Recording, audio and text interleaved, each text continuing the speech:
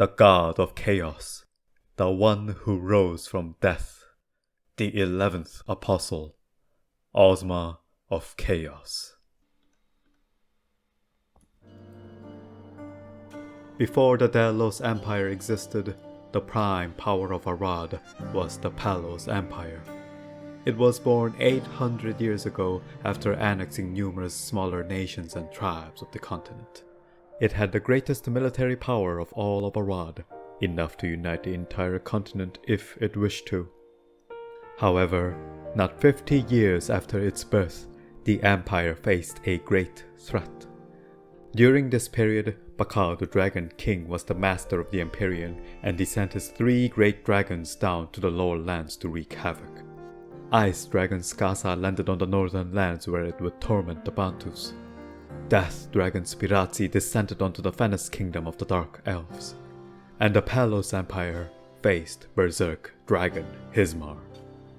For years, Hismar razed the lands of the empire and weakened it greatly.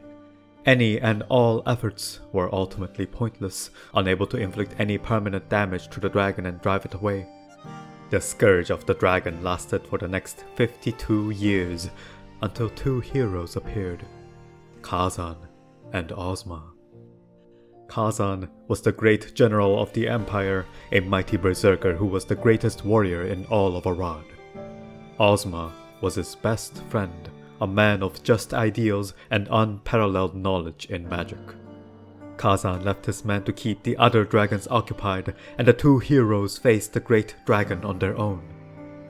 And they were victorious. The dragon was dead, and the 2 men became living legends of epic tales. All of the empire sang their praises, and every child dreamt of becoming heroes like them. The emperor praised the heroes as well, but his heart began to brew fear. If the people turned to them, his throne would be threatened. It was also then that a mysterious fortune-teller appeared before him and prophesied. The 2 wolves' praise shall resound higher than the king's, and the old lion shall one day fall by their hands. The emperor now had the false faith that he was right, and accused Kazan of treason. Ozma was ordered to capture him. But the 2 heroes were still friends like none other, and there were many who still stood with Kazan and cried his innocence. So instead of fighting, the 2 decided to return to the emperor together and talk to him for a voice of reason. Yet the emperor was all but deaf. Even when the entire empire was singing their praises, he ordered the heroes to be captured and be thrown into the dungeons. The heroes had become traitors.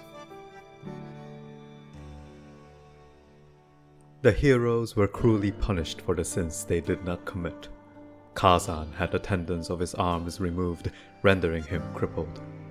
Ozma's eyes were gouged out, turning him blind. Kazan's entire family was executed, and Ozma's fiancée Liz was taken from him to be the emperor's concubine. Liz wished to save Ozma's life by whatever means. She begged the emperor to not execute them and exile them instead, in exchange that she would be at his side willingly. He reluctantly agreed, and Liz had one last chance to speak to her lover before they were never to be together ever again. The lovers shared their last farewells and smiles, only to shed their tears after their goodbyes so that they would not have to see each other's sorrows. But the emperor did not keep even this last promise. Kazan was exiled far past the northern Stru Mountains, where only cold and death could be found. Ozma was abandoned in the southern sea with no help for him. But before Ozma was taken away from his cell, he cried out to his friend Kazan. "Become the god of extinction that will destroy everything. I will become the god of chaos to end the world. Remember this, my friend. This isn't over. You must survive, and I will find you." After they were disposed of, all who remained that still sided with the heroes were either executed or ended their own lives out of shame that they were powerless to help them. History remembered the heroes as traitors. The Elerinons, Liz's family, were bestowed unparalleled attention by the Emperor and became the wealthiest of the nobilities. An era of peace and prosperity had begun. But this was merely a flash of light before the darkest night. One night, when Ozma was still locked up in his cell, a being calling itself the Reaper approached him. It offered him the power of a demon great enough to destroy the world in exchange for his soul. Ozma refused, as he still had righteousness in his heart at this point. The Reaper returned to the shadows, whispering that it was Ozma himself that called upon it. But after his last meeting with Liz, the man's heart began to break. His love, his friend, his family, all had to taste the most bitter torment for crimes he did not commit. And both he and Kazan were to be remembered as traitors. If it weren't for the avaricious humans, he would be happy with Liz and his best friend wouldn't need to suffer. He now understood. Humans were the plague of this world, and they had to be cleansed. The Reaper returned and offered him power once again. But Ozma wanted more. He didn't want the power of a mere demon. He wished to be a god. Everything the Reaper asked in exchange, he had already lost. He accepted the offer, and he became the God of Chaos. Sometime later, Ozma found Kazan's dead body and resurrected him as the God of Extinction. Ozma asked him to join his path to cleanse the world from the despicable humans, but he refused and walked away on his own. But this was not because Kazan still had love for humanity. It was from this moment that the Kazan syndrome began circulating throughout the world, and he tormented the humans in his own way. Ozma respected his friend's choice.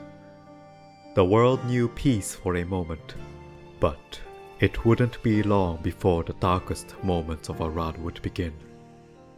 It all started with the first imposters.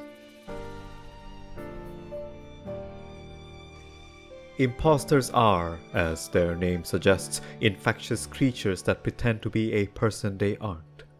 Born from Ozma's blood curse, those who are affected by it are consumed from within. But from the outside, they remain unchanged and act as they always have. There are no ways to discern them from those who aren't affected, until one day they would reveal their true nature and turn into horrible monsters and demons that attack everyone around them. And those attacked by imposters become imposters themselves, like a virulent plague that spreads unseen. After their first appearance, chaos ensued in cities and nations. Many would suddenly find out that a close friend or even their lovers or families were imposters. This belief escalated uncontrollably as baseless accusations and false methods to find imposters circulated amongst people, often ending up prosecuting innocents. Yet hardly any real measure was taken against them, as their numbers were few, and so long as they didn't reveal their true nature, their actions remained unchanged and lives could go on as they were supposed to. Complacency and greed formed an unending cycle that eventually led to the tragedy where it all began. The city of Eladinon was the locus of greatest prosperity in the Palos Empire. A center of trade and wealth, it was said that half of the empire's gold was in this city. It was the pride of the empire, and many strived to live in this city amongst the rich and noble. Yet even in this city, imposters began taking root like vile pus gathering on their infected skin. When the people had realized how far the situation had come, it was indeed much too late. Most of the citizens were in fact imposters, and it only took a single day for the Golden City to fall to ruin and be lost forever. The land was darkened with ash and blood, and since then, what's left of the city has been called the Dark Side. This was Ozma's declaration of his revenge on the humans, 100 years after he was betrayed. The beacon that signaled the Black Crusade was lit, and for the next 100 years, Arad faced the darkest moment of its history. But not all hope was lost. One day, a young man wielding sacred powers appeared. He was Michael of the Holy Eye, the first saint. With his divinity, he could look through impostors and reveal them amongst the innocents. And after him, those who have received divinations began to appear all over Arad. They too had the power to unveil impostors, and Michael brought them together under the banner of the Order to halt the spread of chaos. The Palos Empire provided them unrestricted support, knowing that they were the only hope they had. And one fateful day, the forces of the Order and Chaos clashed on the dark side where it all began. As the demons and impostors marched, the priests and believers stood fast, light from their burning lives halting the spread of the darkness. And whilst they did so, the first saint faced the god of chaos himself. The war ended as abruptly as Elarinon was lost. The forces of chaos and Ozma's 3 dark knights felt a disturbance as they noticed that their master had disappeared. Ozma wasn't vanquished. He had simply vanished as if he was taken away to a different dimension. Michael had won and succeeded in sealing Ozma and the dark side away in between dimensions. Without their master, the minions lost their strength, and the Order quickly disposed of or sealed away those who remained. The Black Crusade was over and Arad was finally at peace. But the victory wasn't as radiant as many had hoped. The Palos Empire had exhausted much of its resources and ended up collapsing, split into several smaller nations until it was conquered and annexed by the Delos Empire. Michael knew that chaos was not truly gone and it still lingered in the world.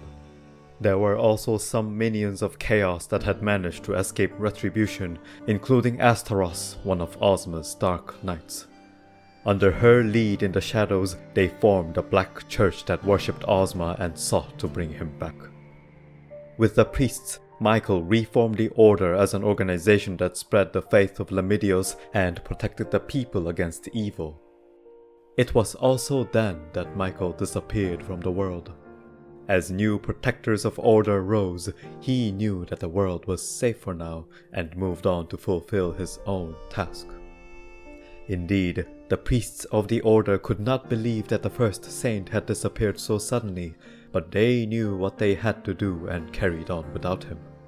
They kept watch of the world, squandering any trace of chaos that would raise their heads and providing shelter to the weak.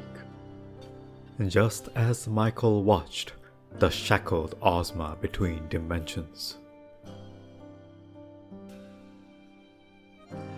Michael kept a watchful eye on Ozma for centuries, making sure that he would not be able to escape. But Ozma did not remain idle in his prison, as he was gathering strength and waiting for the opportune moment to break free. Indeed, the dark side was Ozma's realm, and there were many impostors sealed here with him. It was only a matter of time before Michael would exhaust himself and he would break free. But Ozma soon realized that it was not just the saint that was keeping him shackled. He could feel the chains of his friend Kazan rise from the netherworld and constrict him, keeping him in place. Kazan begged his friend to stop this meaningless slaughter, and Ozma answered that this meaningless slaughter would end once the humans were gone. Kazan pleaded that this was all her ploy, but Ozma did not care one bit. He was willing to be whatever he needed to be, even a puppet, if it meant that he would have his vengeance. There was no reconciliation for the two. Kazan swore that he would keep Ozma sealed for all eternity. Ozma swore that he would eventually break out, and it would be the humans who shall betray Kazan yet again and allow him to escape. The tension grew in silence. Meanwhile, the Grim Seekers had resurrected Sirocco, and she was slain by the adventurers. But it was not just Sirocco that the Grim Seekers had planned to bring back. They knew about Ozma's location between dimensions, and also that he was being held in place by Michael and Kazan. To give Ozma an opportunity, they performed a spiritual ceremony to call Kazan's soul from the nether and possess him in a vessel. The vessel was too weak and could only hold Kazan in the world of the living for but a moment, but it was enough to interrupt his seal and loosen the grip on Ozma. The Black Church did not miss this opportunity. Their operation was threefold: undo the seal on the two Dark Knights, Barias and Tiamat, find Kazan's body and resurrect him to fully release his chains on Ozma, and open a dimensional gate that led into the dark side. Despite the adventurers and the Order's counteroffensive, the Black Church and Astaroth were swift with their actions. The gate to the dark side opened. Chaos was free. The Order of the Priests knew that a second Black Crusade was at hand. They rallied all the priests that could come from all over Arad, and even new allies from the Knights of Usir joined them. Michael of the Holy Eye, who was nowhere to be seen, had also left his cross as a ward to protect them from Ozma's whispers and taints of chaos. While not all of the Order believed Michael to be good, his protection proved itself useful. With the adventurers on their side as well, they were ready to face Ozma once again. Meanwhile, Kazan was also fully resurrected by the Black Church so that he would lose his grip on Ozma. Kazan begged him one last time to end his hatred, that there was no hope for the humans and their wrath would change nothing. But Ozma had come too far and there was only one thing left he cared about. Kazan, despaired by his friend's answer, made a decision. He would destroy everything and carry the burden of his friend's sins, as the god of extinction rightfully should. The adventurers had proven their might against Sirocco, and indeed, none of Ozma's minions and Dark Knights stood any chance against them. They crushed their way through the dark side to the throne of chaos where Ozma was waiting for them. Even Kazan, who the rest of the Order could not even lay a finger on, could not best them. He soon exhausted himself, and Charon, the gatekeeper of the Nether, carried him away back to the Nether where he would forever be sealed. And when he was gone, the last of the seals on Ozma disappeared. When the adventurers and the Order arrived before him, Ozma gathered every inch of his strength and revealed his most powerful form yet, one enough to make all except the adventurers unable to even stand before him. But even with all his power, it was not enough. The refined blade struck the god of chaos, and he fell. Kazan, my dear friend, you were always afraid that I would be used by the one watching from beyond the skies. But none of it ever mattered. If I could devour the world with chaos, and with my wrath crush the Empire, and end the humans, that was all I wished for. I had nothing left except vengeance. I may perish, but chaos will remain. Watch from the Nether, Kazan. As he faded away, he whispered to his friend one last time. He knew all along that all he was doing was pointless, that the puppeteer was using him. But he had lost so much, it didn't matter, and he only wished to fulfill the single desire left in his heart. After his death, a skirmish for Ozma's essence occurred. The Delos Empire attempted to capture his essence, as they have with the previous apostles. But this time, Midnight Darkness attempted to steal the essence from them, having been warned by Hilder. It was then that Michael intervened, tossing Midnight Darkness away into a dimensional rift and claiming the essence of chaos. The Black Crusade was over, and the era of chaos came to an end. But the victory was not a sweet one. Many fell from the battle, and even more had become impostors, even Van Franz, the crown prince of the empire. Discord bloomed within the Order of the Priests due to the remaining imposters and Michael's intervention during the Black Crusade. Was he a saint or an enemy? Ozma may be gone, but chaos remains.